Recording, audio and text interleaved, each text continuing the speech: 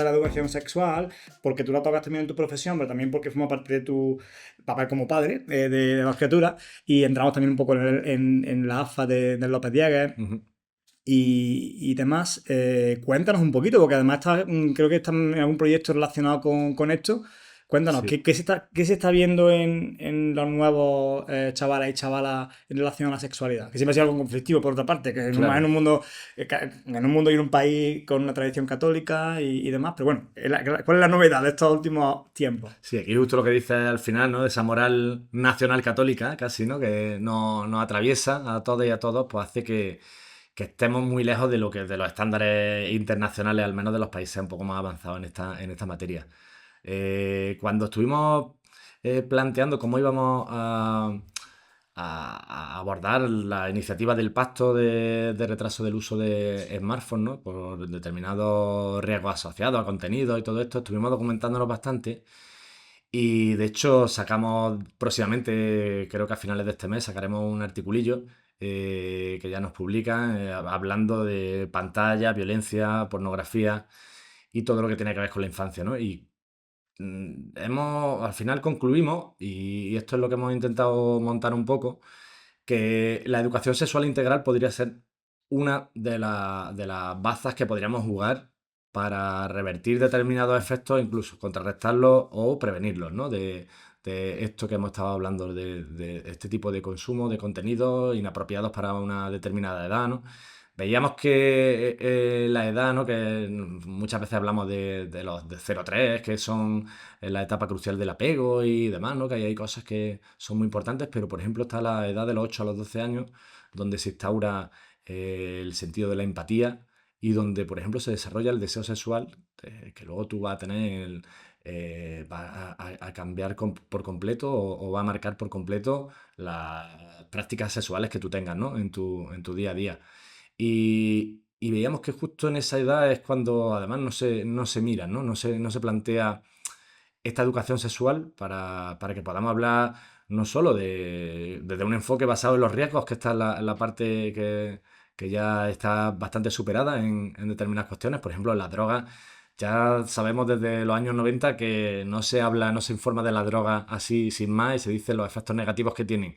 Porque además incluso podemos estar Estimulándolo, ¿no? planteando lo contrario, ¿no? Bueno, sino que tenemos que trabajar en cuanto a habilidades sociales para prevenir, para poder saber decir no, para trabajar la asertividad, en fin, una serie de estrategias que son mucho más efectivas que si nos enfocamos en los riesgos. Con el sexo pasa igual, ¿no? Con la sexualidad pasa igual. No podemos estar plantándonos todavía que si las infecciones de transmisión sexual, cuidado, que si el uso del preservativo porque los embarazos no deseados, bueno, y cuando hablamos y abordamos la parte de la ternura, de las caricias, de nos cuidamos, estás en una situación de vulnerabilidad extrema, ¿no? Cuando estás desnudo con una persona que a veces es la primera vez y no Claro. conoces en ese ámbito, estás como, bueno, ahí exponiéndome por completo, ¿no? A ti. Y esa parte, ¿no? Podemos hasta reírnos, ¿no? Teniendo Ujú. una relación sexual. Podemos estar intentando una postura de tal, nos doy un golpe con la estantería y nos reímos.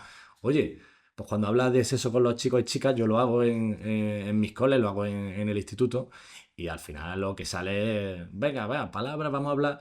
Bucaque, pues yo qué sé, anal, de tal, no sé cuánto, una serie de cuestiones, ¿no? De conceptos, de prácticas y nunca se toca esa parte, ¿no? Ya no hablo de que pongan amor, pues que es un concepto muy abstracto y que tampoco va. Pero sí esa, ¿no? Esa complicidad, Claro, pero esa, bueno. esa parte de la piel, de bueno, estamos aquí, ¿no? Sentimos cosas. La emoción está al margen. Y esa parte, ¿no? Tenemos que, Sería que mucho más lógico trabajarla. si eliminásemos la pornografía de la ecuación, sería mucho más lógico que en una clase así saliese la palabra amor que bucaque. Que bucaque no entra Totalmente, dentro del campo semántico totalmente.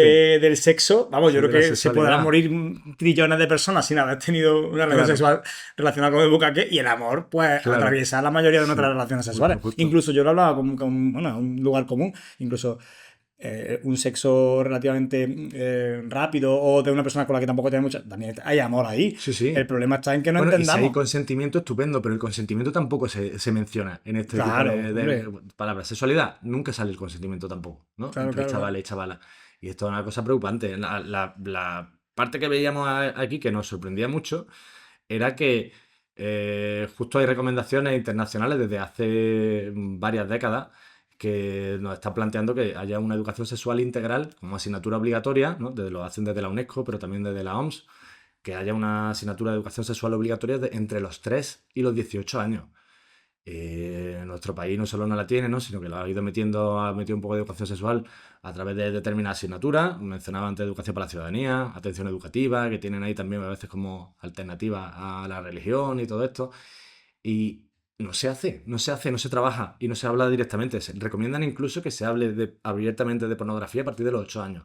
Es una cuestión un poco impresionante cuando estas recomendaciones son mucho más, son previas a que el acceso a los smartphones estuviera tan generalizado y se supiera ya que los niños y niñas pueden acceder a la pornografía con 8 años, ¿no? A una pornografía que, por otra parte, el 88% de la misma es Claro, violenta hacia la claro. mujer, que nos sitúa estereotipos que nada tienen que ver con la igualdad de Pero es que género. fíjate, incluso sin ser lo mejor, o no tiene por qué ser lo mejor, pero incluso yo recuerdo mis primeros coqueteos con ese tipo de consumo de sexo Ujú. y tenían que ver con esto es una especie más de otro tipo de podcast, pero, pero es verdad que es muy curioso porque eran revistas de Total. lencería. Sí, sí, sí.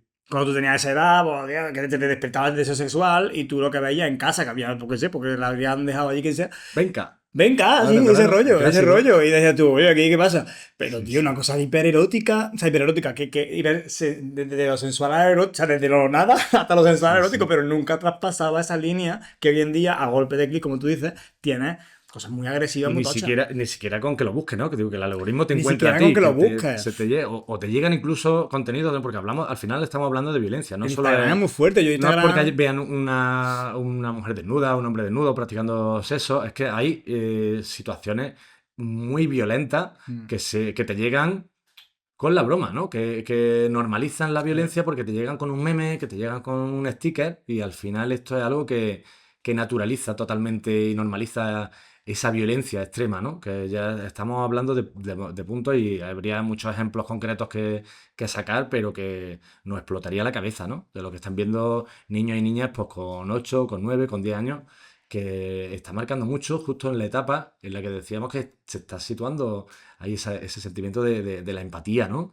De sufrir, de poder sufrir con el sufrimiento ajeno, ¿no? De Claro. tener ahí, y cuando nos estamos desarrollando en el deseo sexual. Entonces, claro, vamos a intentar poner en marcha o darle forma a un programa que sea de educación sexual integral con varias sesiones y que lleve todo el espectro desde los 3 años hasta los 18. A ver si somos capaces de conseguirlo. Intentaremos montar grupillos de trabajo y demás con compañeras y compañeros para desarrollarlo. Y luego, evidentemente, hay que buscar el tiempo de dónde hacerlo, pero creemos que es muy necesario, porque en esos propios contenidos que marca la UNESCO también habla de redes sociales, de pantallas, de cómo utilizamos los dispositivos, qué tipo de mecanismos de protección tenemos, ¿no? Dentro de la intimidad, nuestra seguridad, y creemos que es fundamental y que podría ser una vía muy, muy interesante. Por ejemplo, Suecia, ¿no? Para darnos un poquito de envidia desde el año 56 lleva con una asignatura de educación sexual implantada obligatoria en sus escuelas, ¿no? Entonces, claro, no nos Te llevan quería preguntar, años, porque nos has llevan mencionado mucho. esa, claro, y esa legislación europea que nos empuja a tener una asignatura, has comentado. O sea, en otros países es verdad que hay un desconocimiento en educación, pues, en fin, pasa por la facultad, pero todavía reconoce áreas en las que dices, hostia, no tengo ni idea de hecho, qué error, ¿no? Yo que Sí, soy sí. graduado, pero es verdad que no conozco el currículum de otros países, cosa que me gustaría echarle cuenta en el futuro, por tener perspectiva. Pero hay otra forma de organizar el currículo, de que tener asignaturas distintas a las instrumentales que tú has mencionado antes, incluida la de educación sexual, pero también de democracia o otras cositas. Claro, y además, por ejemplo, incluso en secundaria tiene espacio de tutoría, ¿no? La tutoría la eliminaron de la primaria, que me parece una auténtica pena, pero claro que hay espacios para poder trabajarlo. La cuestión es que no te puede dar el contenido tampoco cualquiera, o no debería, ¿no? Sino que sería interesante que tuviésemos esa formación, que no basta con Claro. tener una perspectiva de igualdad de género, de determinados factores que son muy importantes, ¿no? A la hora de cómo vamos a trasladar nosotros y nosotras esta información. Se habla de diversidad sexual, de orientación sexual, de identidad de género, de una serie de cuestiones que son fundamentales que la hablemos de forma abierta eliminando los tabúes, que podamos hablar explícitamente utilizando códigos como utilizan los chavales y chavalas, ¿no? Del instituto, de los coles. Y claro, mencionaba lo del PIN parental. Aquí estamos justo en esta etapa de que vas a hablar de sexualidad. Uy, no, Dios mío. A mí yo cada vez que propongo, voy a hablar hoy de sexualidad y demás, que esto previene situaciones incluso de agresiones, abuso sexual desde adultos a menores, ¿no? Y que dices que esto es fundamental que lo hagamos, ¿no? Que todo el mundo sepa que su cuerpo es suyo, que nadie tiene derecho a tocarlo sin pedirte permiso, y que menos lo tiene que hacer un adulto, en fin, este tipo de cuestiones que son necesarias. Y yo reconozco, y lo he comentado con muchos compañeros y compañeras, que vemos una involución en los propios claustros de los coles, ¿no? Lo que hace 10 años tú planteabas, vamos a trabajar esto de igualdad, vamos a trabajar esto de sexualidad, era como, va, claro, por supuesto, todo el mundo estamos a favor, pero ahora ya hay reacción.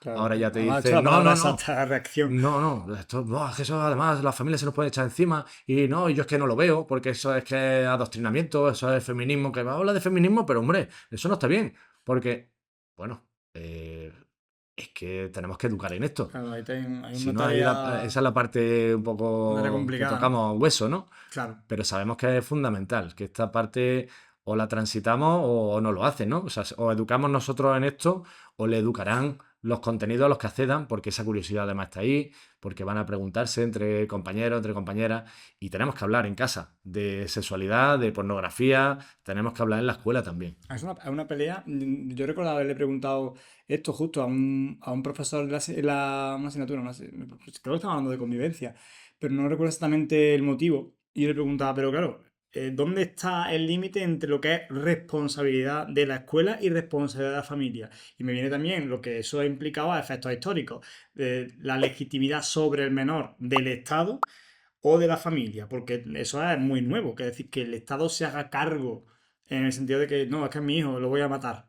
No, no puedes matarlo porque este hijo tuyo tiene unos derechos que yo como Estado estoy obligado a prestárselos. Entonces esa obligación de prestar ese derecho me moviliza a protegerlo incluso de ti como familia. Esto, que es muy radical, tiene que ver también con la formación en ciudadanía, porque yo tengo que Totalmente. darle unos recursos, una herramienta cívica, incluso aunque tú no quieras. Sí, sí, Y eso es un conflicto, ¿no? ¿Hasta dónde puedo yo pelearme? Y tú lo estás planteando. Hablábamos de que la familia, su rol en la escuela no está a veces muy claro, sobre todo porque los docentes casi que prefieren no meterse en fregados. Tú también has dado antes con una tecla que a mí me parece crucial, que es ese aceleracionismo, ese turbocapitalismo en el que vivimos, donde vamos todo el rato, o sea, igual que antes ponía el meme de, te has puesto el ejemplo visual del elefante, que viene muy bien para explicar lo que ha explicado. Yo he puesto en que vamos corriendo hacia otros lados, pero yo la imagen visual que tengo hoy cuando me relaciono con cualquiera es como gente corriendo con la lengua afuera, con los cordones desatados, diciéndole que te va a caer, no importa, tengo prisa. O sea, yo veo a la gente así, aunque no la veo así, pero la veo así. Claro, en ese contexto, tú dile que haga algo que le genere cualquier tipo de problema. Es que estoy corriendo porque llego tarde a algo. Entonces, en un claustro, en un colegio, siempre es, si es que no puedo dar esto, si es que voy tarde con esto, si es que no sé cuándo, no sé qué. Familia, si es que ya tengo este problema, si es que tengo no sé cuánto. Ahora voy a meterme yo en el fregado del claro. feminismo, cuando además no están entrando a los mensajes de todo tipo reaccionarios frente a esta ola expansionista que ha tenido el feminismo, que ha propiciado la reacción en la que vivimos, que me gustaría que dedicáramos un minuto también antes de acabar a esta reacción adolescente, bueno, a reacción en toda la población, pero adolescente a las conquistas del feminismo y antes, incluso es que atraviesa tantas cosas. El tema del sexo, justamente tú hablabas, es que la vulnerabilidad que tiene una persona, claro, una persona, sobre todo una mujer, cuando está desnuda, porque el hombre no entiende Claro. eso, el hombre de vulnerabilidad. Es que casi y claro, cuando tú lo planteabas, tú lo verbalizas, una mujer dice, ¿ves? No soy rara, no es una paranoia mía. No me tengo que sentir como, pues eso, tímida o cortada o que voy a quedar mal porque no, es que es lo normal. Pasa que este tío, pues, se ha socializado o ha aprendido sexo a través de otros medios, por eso va como va, pero es lógico que yo reaccione así. En fin, son muchas cosas que se atraviesan, pero en última instancia, eso, la adolescencia al final está muy expuesta. O sea, que la veo como que está muy expuesta y no sé muy bien cuál es la forma, el formato de intervenir cuando tenemos claustros que no lo ven del todo claro, familias que tal, en fin, ahí hay una brecha que yo no sé muy bien. Por ejemplo, te lo pongo de forma clara. Mucha gente habla de la batalla cultural, ¿no? Ujú. Batalla cultural, ¿por qué? Porque si esta gente está planteando en estos términos tan radicales la reacción antifeminista, por eso tenemos que dar la batalla cultural. Pero claro, es como ellos tienen el win-win, ¿no? El win-win, Sí, ¿no? sí. Porque ellos crecen si tú no haces nada, pero si haces algo crecen más. Entonces yo ahí me sitúo desde fuera y digo, ¿cuál es? Por ejemplo, hablando con Julia, con mi pareja, decía, es que se está viendo que cuando los hombres hablan de feminismo es más, o sea, conseguís más que una mujer que habla de feminismo. Qué triste. Porque ya la mujer, como está tan, como una mujer habla la boca y diga cualquier cosa, ya está la feminazi, no sé cuánto, ya desautorizada. Un hombre también podrá caer en eso, pero al menos ya ha abierto una puerta a que alguien te escuche, ¿no? Entonces, es verdad que creo que es algo que nos tenemos que tomar muy en serio, porque es lo que te digo, me parece un enemigo muy temible a este respecto, ¿no? En cuanto a su naturaleza. Que si no haces nada, crece, pero es que si haces algo, al menos en los términos en los que se está planteando a día de hoy la intervención, crece también más. Entonces, no sé cómo lo ves tú. Claro, pues fíjate que esto es como con los negacionistas, ¿no? Tú con argumentos científicos, con evidencia, no le vas a desmontar. O sea, porque tienen otro contraargumento, aunque sea inventado, aunque venga de una fake news y demás, van a estar cerrados a eso. Entonces yo creo que la única forma de movilizar es a través de la emoción. ¿Cómo llegamos nosotros y nosotras a tocarle alguna fibra? ¿Dónde está ahí esa clave que le digamos con ejemplos concretos que están viviendo en su casa, en su familia, con su hijo, con quien tiene el móvil y con quien está viendo? ¿Dónde está? Porque todo el mundo sabemos que algo tenemos que hacer. Que hay cosas que se tambalean, que nos preocupan, que ocurren, que dices, hostia, tú tienes una hija y es adolescente y te da miedo porque no deberíamos darnos miedo, ¿no? Que pudiera salir sola, llegar a determinada hora. Estas cosas son las que tenemos que empezar a movilizar y con las que con la AMPA, familia, podemos empezar a conectar y decirle, bueno, a lo mejor no podemos llegar hasta aquí, a lo mejor no te parece bien que yo hable de determinadas cuestiones, pero al menos de estas poquitas vamos a empezar a tocarlas.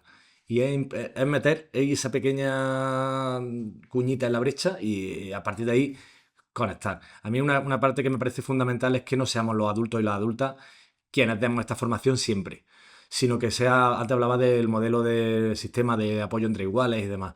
Creo que es mucho más potente, poderoso y potencialmente transformador que formemos a chicos y chicas adolescentes en estas cuestiones de sexualidad y demás.